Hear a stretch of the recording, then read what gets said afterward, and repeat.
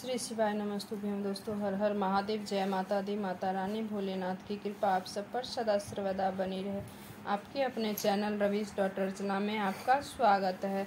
तो चलिए आज मैं पुत्रदा एकादशी व्रत कथा संपूर्ण विधि जानकारी में दे रही हूँ। हिंदू धर्म में एकादशी तिथि का विशेष महत्व होता है। सावन माह में पुत्रदा एकादशी का व्रत रखा जाता है। पुत्रदा एकादशी का व्रत साल में 2 बार रखा जाता है, पहला पौष मास में, दूसरा सावन। हिंदू धर्म में ऐसे तो हर महीने में एकादशी तिथि का महत्व होता है, लेकिन सावन मास की एकादशी तिथि का महत्व बढ़ जाता है। एकादशी तिथि का व्रत भगवान विष्णु को समर्पित है। मान्यता है कि एकादशी तिथि का व्रत करने पर सभी प्रकार के पापों से मुक्ति मिल जाती है और मोक्ष की प्राप्ति होती है। बता दें कि साल में 2 बार पुत्रदा एकादशी का व्रत रखा जाता है, पहला पौष माह और दूसरा सावन मास में।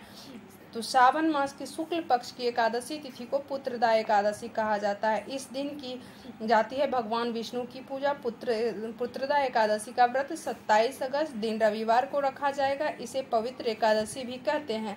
मान्यता है कि इस दिन निसंतान दंपति व्रत रख श्री हरि विष्णु जी की विधि विधान से पूजा करते हैं तो जल्दी ही योग्य संतान की प्राप्ति होती है। तो आइए जान लेते हैं अब सावन मास में पुत्रदा एकादशी कब है, इसके साथ ही सही डेट, पूजा विधि, पूजा सामग्री, शुभ मुहूर्त। तो सावन मास पुत्रदा एकादशी का व्रत 27 अगस्त 2023 को रखा जाएगा। ये व्रत रक्षाबंधन से 4 दिन पहले रखा जाता है। जिन दंपतियों को कोई पुत्र नहीं होता है उनके लिए पुत्रदा एकादशी का व्रत अत्यधिक महत्वपूर्ण है। तो चलिए जान लेते हैं पूजा की सामग्री। इस दिन पूजा किस किस सामग्री से की जाती है। पूजा की सामग्री में पान, लौंग, सुपारी, कपूर, पीला चंदन, नक्षद, पानी से भरा नारियल, पंचमेवा, कुमकुम, हल्दी, धूप, दीप, तिल, मिष्ठान, मौली इत्यादि अवश्य रखें। इन चीज़ों के बिना पूजा अधूरी मानी जाती है। इसके साथ ही भगवान विष्णु को पीला रंग बहुत प्रिय है, इसलिए इस दिन एकादशी व्रत के दिन पूजा सामग्री में पीले पुष्प, पीला वस्त्र, पीला फल, कलश व आम के पत्ते जरूर रखें।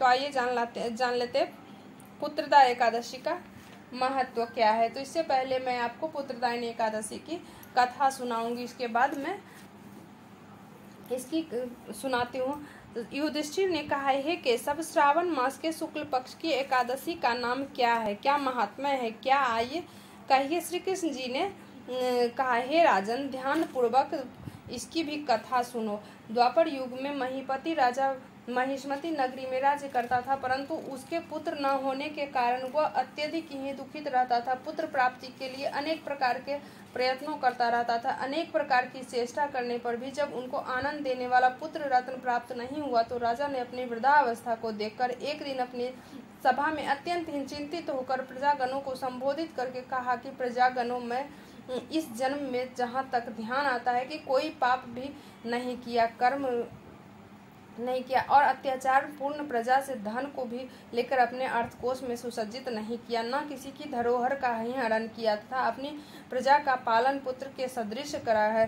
धर्म कार्य के द्वारा पृथ्वी को भी अपने वश में कर रखा। अत्यंत दुष्ट कार्य के लिए करने वालों को दंडित किया और शिष्ट शत्रुओं के साथ भी मैंने उत्तम से उत्तम व्यवहार किया है, परंतु न मालूम किस अज्ञात कारण के विषय से मुझे पुत्र रत्न की प्राप्ति नहीं हुई। इस पर आप लोग ध्यान पूर्वक विचार कीजिए।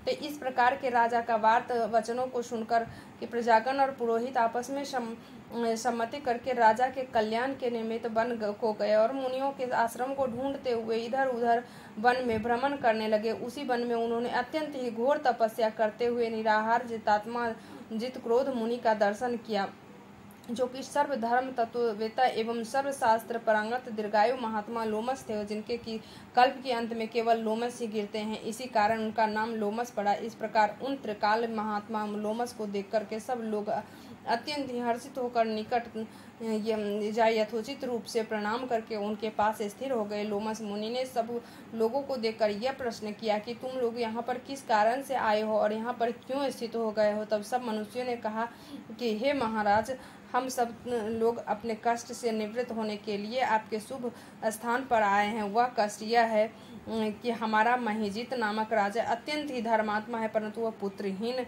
है। इस दुख से उसे अत्यंत ही व्याकुल देखकर अपने शरण में तपस्या करने हेतु हम सब एकत्रित हुए हैं। राजा के अहोभाग्य से हम सब लोगों को आपका दर्शन प्राप्त हुआ है, क्योंकि महात्मा एवं मुनियों के दर्शन मात्र से ही मनुष्य के कार्य सिद्ध हो जाते हैं।